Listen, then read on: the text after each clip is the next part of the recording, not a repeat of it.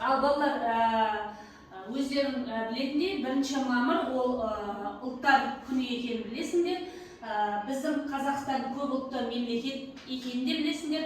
Тарихтан оқып үйреніп жатсыңдар. Біздің Қазақстанда 140-тан астам ұлт өкілдері бар. Соның ішінде Қазақстандағы ұлт өкілдеріне тоқтала кететін болсақ, ол жаңағы орыстар, украиндер, татарлар, дүнгендер, қырғыздар, өзбектер, жаңағы көп ұлт өкілдері бар екендігін осыдан білуімізге болады. Соның ішінде біз менің тоқтала кетейін деп отырғаным, мынау испан ұлт өкіліне тоқталып кетейін.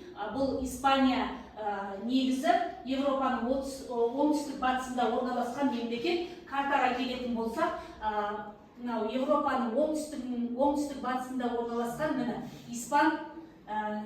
Испания жері осы жер. Бұл Испания мемлекеті.